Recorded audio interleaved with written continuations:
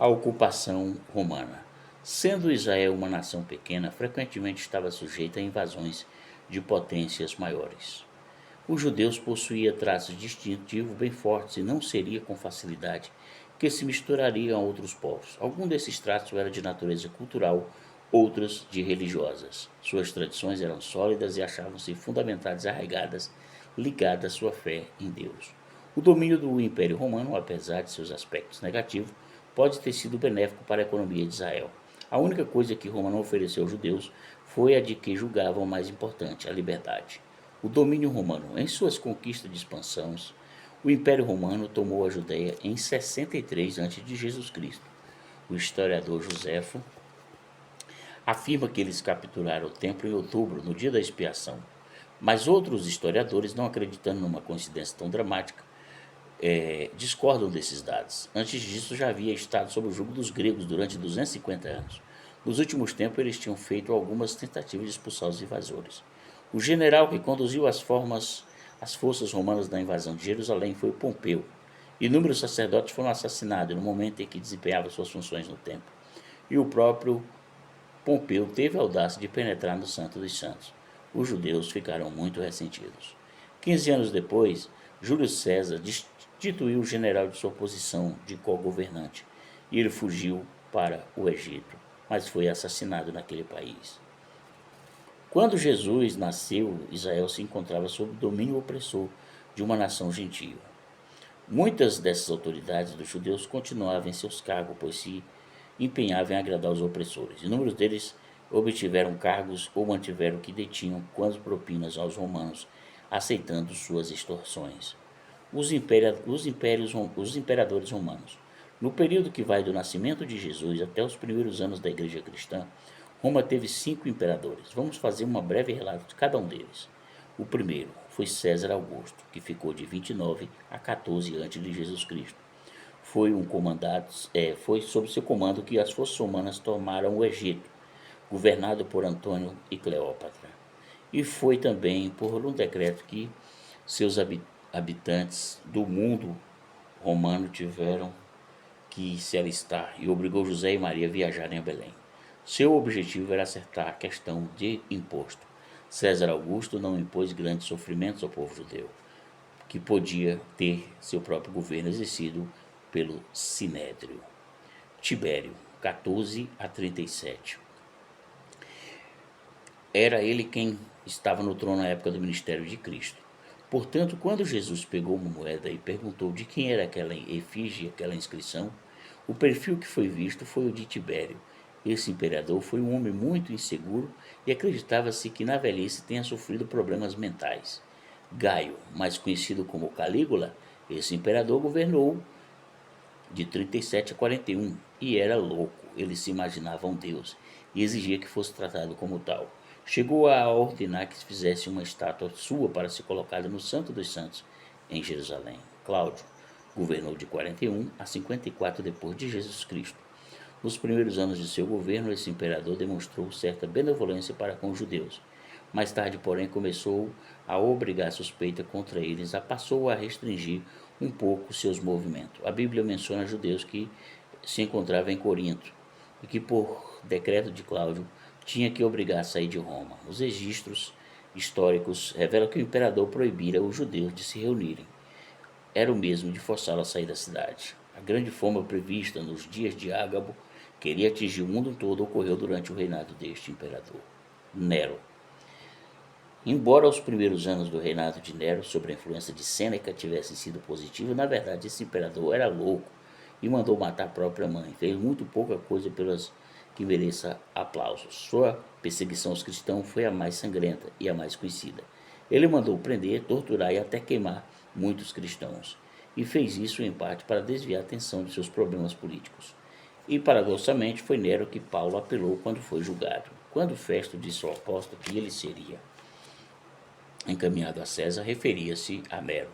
E na ocasião em que ele escreveu aos romanos, dizendo-lhe que obedecessem aos governos, porque toda a autoridade é constituída por Deus, era Nero quem estava no poder. De modo geral, os imperadores romanos eram considerados deuses. Esse conceito era muito mal compreendido e sua aplicação na prática variava de acordo com o imperador na opinião do povo. Primeiro, ela se iniciava com um ato espontâneo, assim que se estabelecia a prática melhor a cidade para adotá-lo e adorar o rei. A segunda forma era o imperador era declarado um deus depois de morto. Em terceiro lugar, o próprio imperador, ainda vivo, declarava-se um deus. O culto ao imperador deixava os judeus e cristãos numa posição de tanto incômodo. Principais governantes regionais. Pilatos. A indicação de um homem como Pilatos, que ficou de 26 a 36 depois de Jesus Cristo, para governar a Judéia, foi uma aprovação para os judeus. Com seu poder, ele não apenas desmoralizou a legislação judaica, mas também afetou sua prática religiosa. Os judeus já sofriam bastante com os reis oportunistas e às vezes até loucos como o rei Herodes. Pilatos era a autoridade suprema em relação a tudo que dissesse a respeito do templo. Se algum aspecto da atividade religiosa desagradasse, poderia cancelar as reuniões ou mandar dispersar o povo. As vestes do sumo sacerdote ficavam sempre em seu poder. O governador não residia em Jerusalém, mas em Cesareia, de onde vinha para visitar a sede do culto judeu. Em Cesareia foi encontrada uma pedra angular, onde havia escrito o nome do imperador Tibério e o de Pilatos. Houve outro ato de Pilatos que provocou tumulto nas ruas de Jerusalém. Como ele controlava o dinheiro do templo, arbitrariamente confiscou grande parte dele para construir um arqueduto. Os judeus ficaram encolorizados e o que já era de prover. Lucas relata também que certa vez ele ordenou que se matasse alguns galileus que se encontravam no templo. As tensões geradas para essas atitudes dele enfraqueceram bastante sua posição, já que as reclamações do povo estavam sendo remetidas a Roma. Foi por causa disso, por ocasião do julgamento de Cristo, ele se sentiu obrigado a cauteloso no trato com os judeus. Talvez tenha sido por esse motivo que tentou transferir o julgamento dele para o rei Herodes. Mais tarde se dispôs a condenar um homem inocente. Félix. Quando Paulo deu início ao seu ministério, já havia um novo governador romano na região. Era Antônio Félix, que chegara a Cesareia e ocupava o pretório e magnífico palácio que fora construído pelo rei Herodes o Grande. Nem a história nem a Bíblia tem nada a ver a dizer a respeito desse governante. Ele era um homem impiedoso, sempre recorrendo a assassinatos para atingir seus objetivos ou para arrochar ainda mais o controle do povo. O relato que temos em seu contato com Paulo não melhora em nada a imagem negativa que temos dele. Fingindo-se interesse ao evangelho, ele estava na verdade ganhando tempo para descobrir uma forma de arrancar dinheiro do apóstolo Paulo. Festo. Após o período de Festo veio o de Festo, que trouxe um sensível alívio. Ele fez diversas tentativas de melhorar as condições precárias em que se encontravam as regiões. Mandou prender muitos dos criminosos comuns e conseguiu estabelecer parcialmente a ordem. E foi a sua lucidez mental que impediu que os judeus matassem o apóstolo. Ele se havia solicitado que remetessem a Jerusalém para ser ali julgado, mas também estava tramando matá-lo para que estivesse a caminho dessa cidade.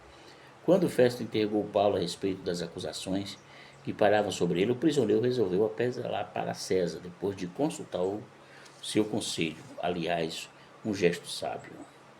Os publicanos, a administração de um império extenso como os romanos e a realização de seus sonhos ambiciosos exigia vultosas somas de dinheiro.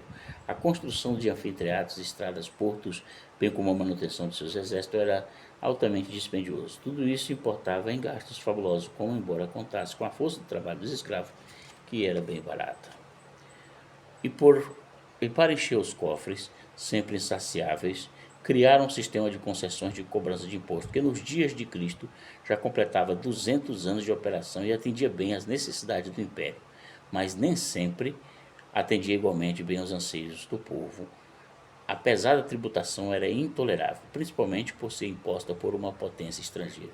Ao que parece, os judeus do primeiro século tinham justas razões para reclamar de elevados impostos. Além disso, eles ainda tinham as taxas do templo necessárias do sustento cerimonial. Em condições normais, essa tributação já não era leve, mas tornava-se ainda mais extorsiva por causa do sistema de cobrança adotado.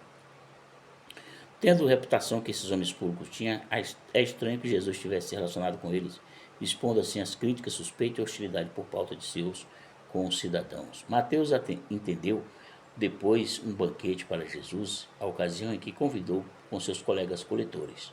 E há também o caso de Zaqueu, o maior de todos os publicanos, que subir a uma árvore para conhecer Jesus e ver se o Messias estava desejando ir à sua casa.